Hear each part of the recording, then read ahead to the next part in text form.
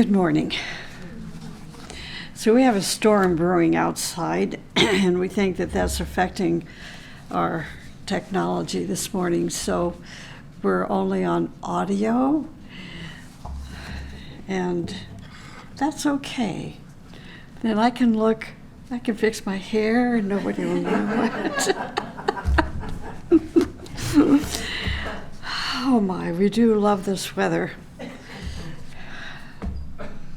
I think we love this weather. If, when we don't have it, we complain about it, so we must love it. So this morning, I'm going to be talking about the subconscious mind and fear. This is the second part. And I'm also going to tie in information about the fires of space and bring the two together. First, the subconscious. This is an interesting point from the teaching. It says the subconscious mind itself does not incarnate with the human soul. This is something that most of us don't even recognize or realize, but I understand why in a minute. What happens is because of the registration in our permanent atoms, the physical, emotional, mental, permanent atoms in the mental unit. Because of these atoms, our incoming soul, incarnating soul, has the weaknesses or tendencies that are influenced by these recordings. And these recordings correspond to the subconscious element. So the information is there. It's stored in the recordings of the various incarnations of our soul. But until something activates those recordings, we don't have a full-blown experience of the control over the subconscious. That comes later through our advancing consciousness. The subconscious mind begins to form after birth. So where it does not incarnate with the human soul, it begins to form after birth when, like I said, when these permanent atoms are restimulated.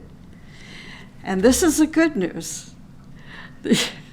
This is why every human being has an opportunity not to be limited directly by the contents of the subconscious. The subconscious is not only mental. This is another thing that students of the Aegis Wisdom may not know, that the subconscious is not only mental but also emotional and physical. The emotional or astral body has its subconscious department into which are accumulated many past recollections and experiences of an emotional nature.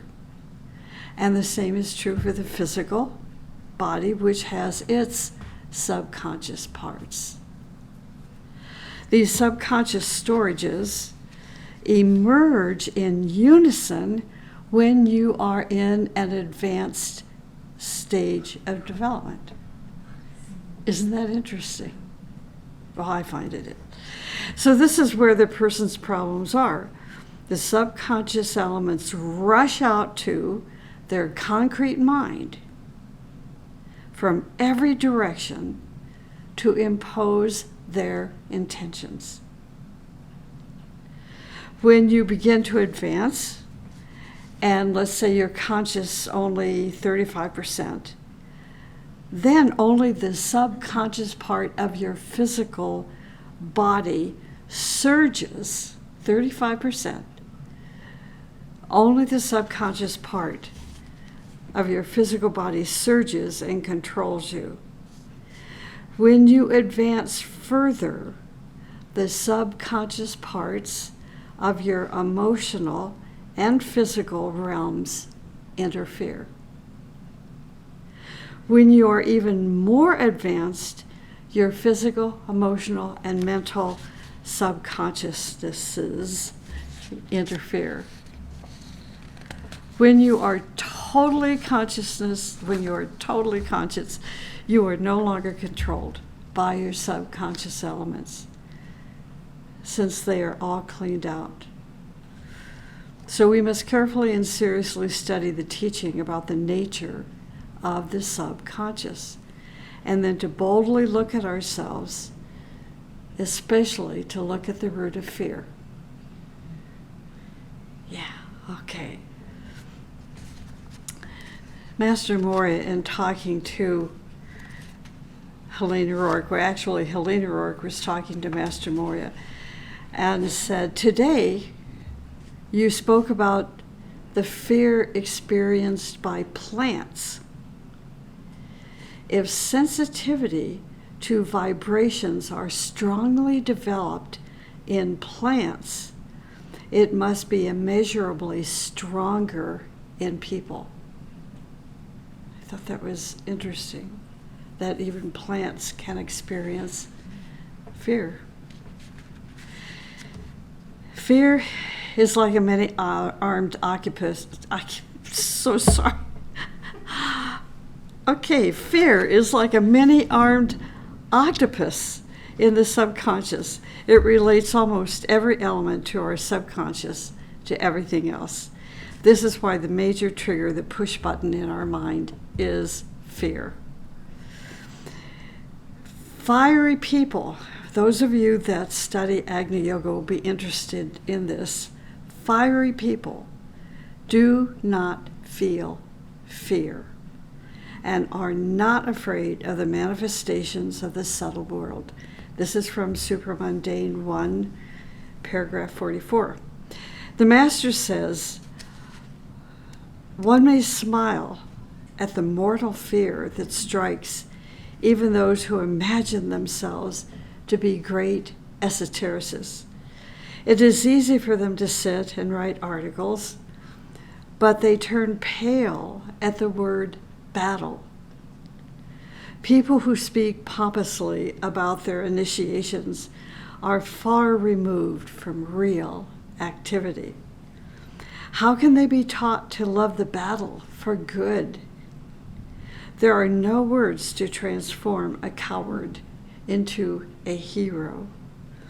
Only danger can impel one into action. And it is precisely the coward who must go out and meet danger. People often beseech us, meaning hierarchy, to protect them from danger, but dangers are necessary for their inner growth. He goes on to say, if one fears human judgment, let him not think about ethics. If one trembles for his earthly life, let him complete his decay in darkness. One can see that a coward perishes sooner than a courageous man. Be assured that he who fears death attracts it to himself. Thus, in all manifestations, one can see how useful it is to develop the consciousness of good. Let us not dwell upon these spasms of fear, for when one speaks about brotherhood, there is no place for fear. And that's from Supramundane, paragraph 61. And let me read one more paragraph. He says, whoever turns to the teacher should fill his heart with love, since reverence and respect without love cannot be true. The true disciple is the one who loves his teacher. All feeling is based either on love or fear. But fear is not appropriate where there is striving to light. Urasvati remembered that once a lotus served her as a boat. As frail as such a boat was, she felt no fear, because her love for the teacher gave her fearlessness. Only ardent love can create such fearlessness, and one should intensely cultivate it. Without the protection of love, one cannot withstand the attacks of chaotic forces, and even one's health will suffer. And that's from verse 159 in Supermundane. Unquote. Okay. In the Ageless Wisdom teachings, we are taught about the constitution of a human being. The wisdom teaching reminds us that we are more than the physical body, more than the emotions, more than the mind. It also reminds us that our future will include even higher and more refined bodies. It tells us that these bodies are for the expression of our life, of our divine spark, the expression of our divine spark. We are an unfolding human soul who is striving to return to the Father's home. It is well understood that if there are no challenges to this return, then there would be no need for reincarnation. But obviously life is more complicated than that, and one of those complications is that where the human soul becomes caught in the ancient webs of the subconscious mind. The subconscious mind, remember, is part of the human constitution. The subconscious mind is a depository of hindrances, pain and suffering, joy and horror, all chained together, and begins to control the life of the soul. And so life after life, age after age, these accumulated chain of events prevent the human soul from returning to the Father's home. However, all is not lost, for many opportunities are given to us. Tests, crises, opportunities that give us insight and foresight to advance our earthly incarnation so we may graduate and return to the Father's home. Advancement does require that we pass the tests, crises, and recognize the opportunities. We have to recognize those opportunities given to us so we can graduate from this world and experience the fiery worlds and infinity. The physical subconscious reactivates when it is physically stimulated. The physical subconscious reactivates when it is physically restimulated. The emotional subconscious reactivates when it is emotionally restimulated. And the mental subconscious is reactivated when it is mentally restimulated. So, when we become advanced and we are restimulated mentally, the contents of all the emotional and physical subconscious join together. This is why as you advance, you have more difficulties to face, and you have stronger powers to fight against. You have stronger powers to fight against. The human soul has a great task to emancipate himself from this threefold subconscious storage if he wants to find his true independence. Last week I said that these age-long accumulations must be eliminated if we want to experience the heights of the supermundane world. We're listening to thunder right outside. This is very exciting. We may lose complete technology. Let's hope not. We will continue on. Anyway, and most especially fear, for fear is attached to almost every event that has become stored in our subconscious mind. You said fear is an octopus in the subconscious mind, that it relates almost every element in our subconscious to everything else. This is why the major trigger and push button is fear. Cunning people manipulate us by fear. Once we are afraid, or once the fear penetrates into the subconscious, our subconscious mind begins to collect its many memories. It collects its many memories of fear, and we become paralyzed.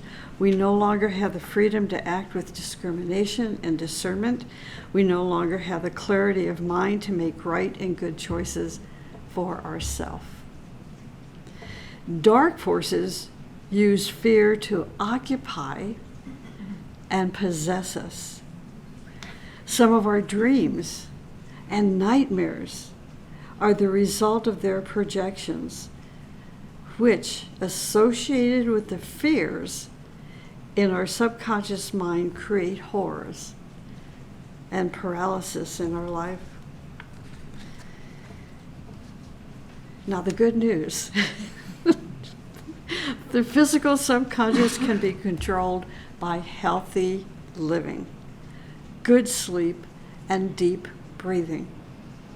The emotional subconscious can be controlled by not exposing yourself to painful, violent movies and programs, and by increasing your love and compassion. Harmlessness is the key to astral purification. So this is a seed thought, perhaps. Harmlessness is the key to astral purification. The teaching talks a lot about harmlessness. And we naturally think we understand what the practice of harmlessness is. But it's so deep and there's so many layers to it that it is good to observe people who practice harmlessness, and it's also good to study in the teaching. Just do a compilation on what the teaching has to say about the practice of harmlessness, what harmlessness is.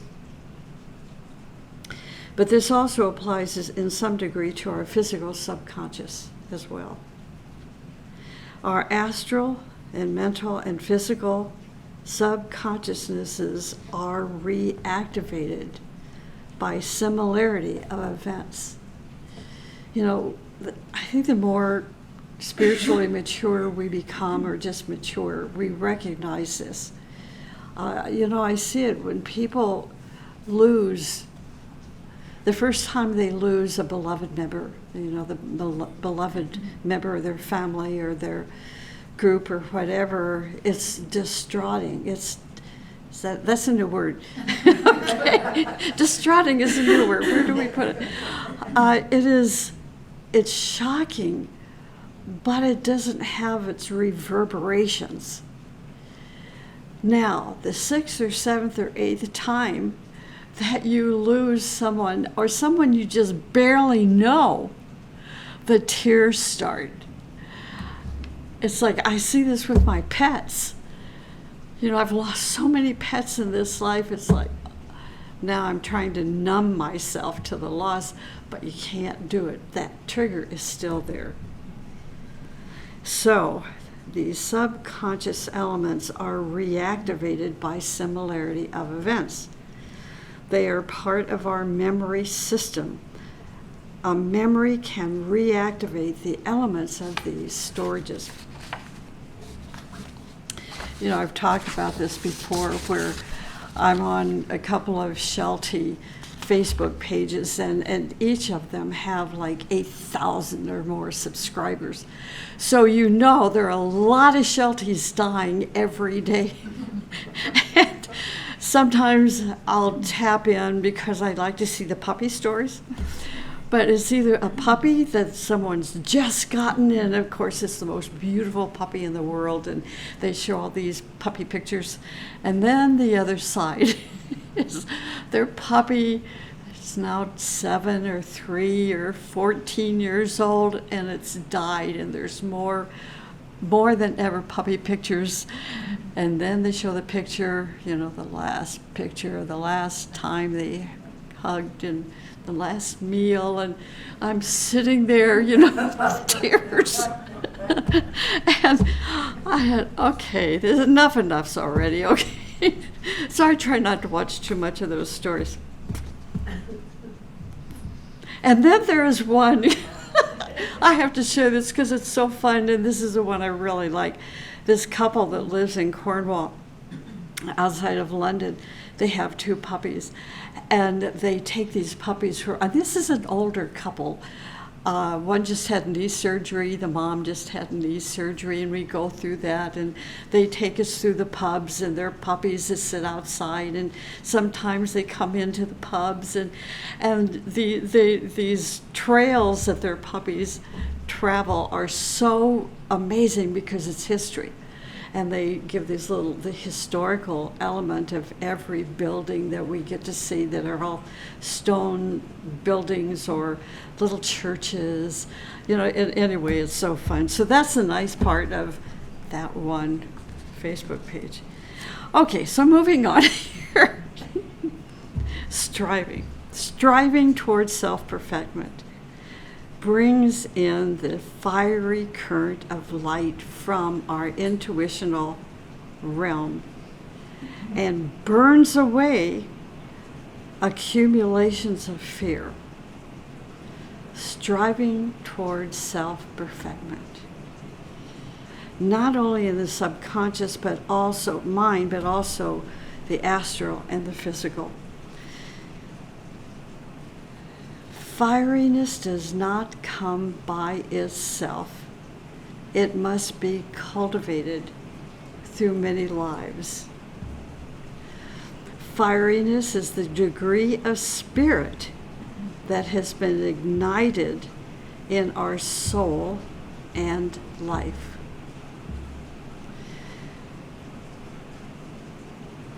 Master M teaches, those who have a fiery spirit are those who live life by higher ways. It means people who are pure in spirit. He says it means they live their life through beauty, through the understanding of the common good. It means they live their lives without self-interest, without egotism. It means they live their life by applying the teaching. And this is found in the book Infinity, Volume 2, verse 189. Fiery World 1, verse 19 says that fire demands cautious handling in all its manifestations. So yes, that fieriness is the degree of the spirit that has been ignited in your soul and life. The Master says, I speak of the highest attainment, which will bring our subtle body to the fiery world. Once we have cultivated a fiery spirit and live by higher ways, we are recognized as a spirit who has assimilated the fires of space.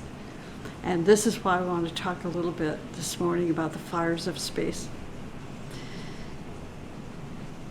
The Master says such a person is called an Agni yogi, a spirit who has assimilated the fires of space. He says an Agni yogi is a fire carrier who imparts to humanity the subtlety of knowledge. So I want to spend a little time talking about the fires of space. If we are to assimilate the fires of space, we need to know what that means and why we must work on ourselves and why we must begin cleaning the subconscious mind in order as a spirit to assimilate the fires of space. And now I'm competing with the rain. It's getting louder and louder. If we are to assimilate the fires of space, we need to know what it means and why we must begin cleaning our subconscious in order as a spirit to assimilate the fires of space and to soar into the realm of true freedom. True freedom. Freedom from space matter. Freedom from space matter. So let us consider what the teaching shares about space. It says there are two aspects of space. One is undifferentiated unity, and the other aspect is the 7 cosmic planes. Two aspects, the planes and undifferentiated unity, which compose one. The two become one. The first aspect of space is the limitless infinity. Limitless infinity. The second aspect is originated existence, which periodically demonstrates as day and night. That would be like pralaya and manvatara. Space is not limited in time. It is duration, as is the divinity within ourselves. It was so interesting when Branson and his team went to the edge of space. Just imagine that, going to the edge of space, where we go way beyond the edge. See, and this is why. In our consciousness, space is in everything. It is everywhere. It can, in fact, never be divided. In everything, the space aspect of nature is the controlling factor. All forms and existence will disappear. That's pralaya. All forms and existences disappear, but space remains. We feel the existence of space where there is form. See, so they're in their space plane, form, experiencing. Now they're experiencing space because they're in form, in the space plane. So the fires of space. Last week, when talking about the elements, I said that creativity is fire. That the fire elementals correspond to creative works and spiritual values. This means that the more our consciousness is able to function in the fires of space, the more we are able to creatively function. The whole creation is made of 49 threads of fire.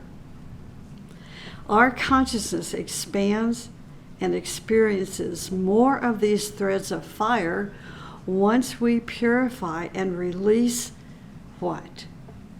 The contents of the subconscious. We have a threefold relationship.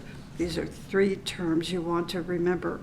We have a threefold relationship with space fire, spirit fire, and matter fire. Space fire, spirit fire, and matter fire. The Agni Yoga student, through the discipline of their nature, is striving to function within the spirit of the sphere of spirit fire. But there's a goal, and that goal is to expand their consciousness so they can experience space fire. Space fire is all consciousness. Space fire is all consciousness. Spirit fire is 50% consciousness, and matter fire is 1 or 2% consciousness. As we go through the many tests and trials of life and undergo specific levels of transformation, our consciousness expands from matter fire, right, to spirit fire, and we begin to assimilate the fires of space. At this stage of advancement, spirit fire is where we have 50% consciousness. When our consciousness is functioning at 50%, our spirit has been ignited by the cosmic flame, the one fire. And we become more sensitive to the fires of the cosmic magnet. This awareness, this contact, is a precious moment for our unfolding human soul. It's a sacred moment, for this event has been ignited with the help of fiery beings, kindling the flames of our etheric, astral, and lower and higher realms of the mental sphere. So our consciousness is now slowly becoming part of the fires of space. See, we have our own little space planes. It is through fire that all is accomplished. All evolution and initiations are carried on through the agency of fire within each life. As in life, so the whole manifestation flows within the ocean of fire, which we call space. See, so space is fire. When we saw the ejection of that space plane that Benson and his family and friends were in, it released. How did that little plane get released from the two big planes? Fire, the ejection of fire, right? Not through blowing. So one who has a fiery spirit and lives life by higher ways becomes a source of life for many. Such a person has burned the contents of their subconscious mind and is now living in the triadal light, the fires of space. One who has a fiery spirit is one who awakens others. They help them to face themselves and to become their truest self. The one who has a fiery spirit is totally fearless. Without bias or prejudice, this carrier of fire is one who has burned the contents of their own subconscious mind, and they are now ready to help others to awaken, to help others to remove their pseudo-masks so that they can live life as a real person, an actual person, rather than as one who hides behind the masks. The Agni Yogi will help others shatter their masks with truth. Doesn't the Bible say truth will set you free?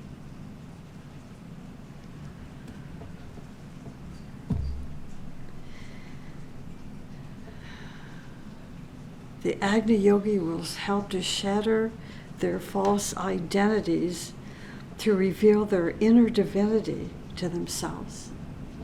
Their inner divinity. The Agni Yogi will help others to free their soul from a state of numbness and a waking sleep.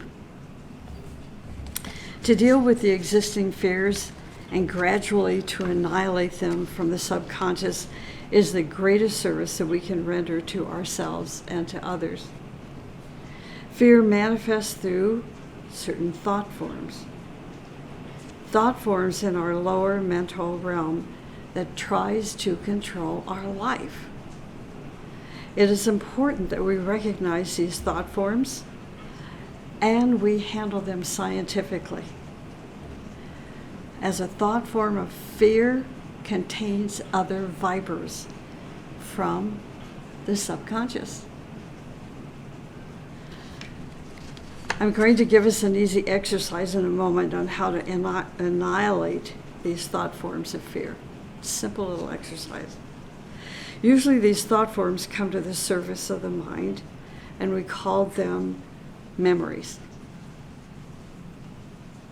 Memories. Memories that are built around painful emotions that have sunk into the subconscious. A part of this thought form flashes to the surface of our mind as a memory, but nonetheless, its roots are in the subconscious mind. So these events, which are filled mostly with fear, when re-stimulated, right? Like I was talking about the first of the talk. They're re-stimulated, draw the chain of fear from the subconscious mind, creating real disturbances in our waking consciousness. Thought forms woven around painful life events.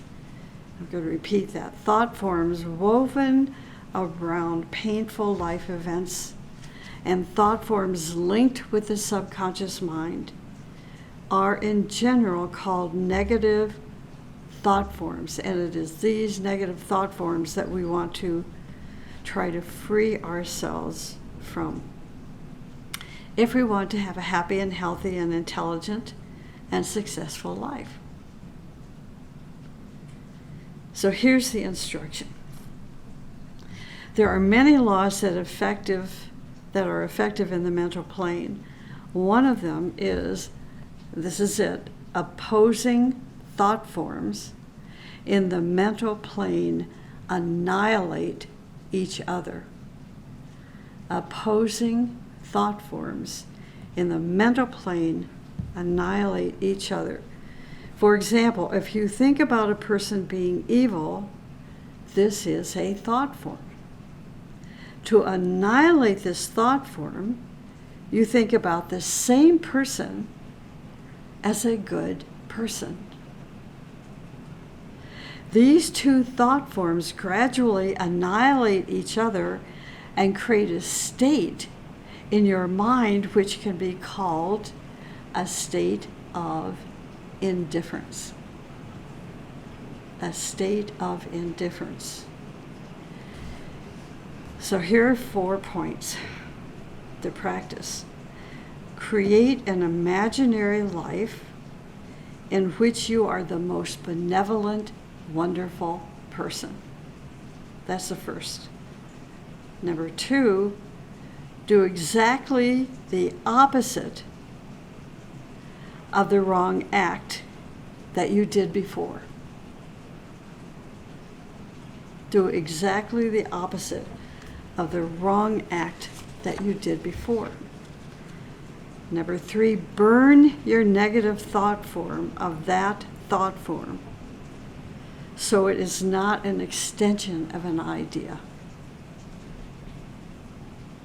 Burn your negative thought form of that thought form so it is not an extension of an idea. They're annihilating each other. And then practice meditation. This meditation, scientific meditation, is the royal road to victory. If a thought form is an extension of a lofty idea, that thought form may vanish for a while. This is important to remember because you'll experience it. If a thought form is an extension of a lofty idea, that thought form may vanish for a while, but then it's going to build upon itself, stronger than before. But most thought forms are the result of a formulation of events, our reactions and responses to people and conditions, or our interests and fears and desires. and it's pretty easy to annihilate them. And that's it. So we got through the storm. No video, but we still have audio, I'm assuming, right? Okay. Okay, and the birds are happy with the rain, and the grass is growing like weeds.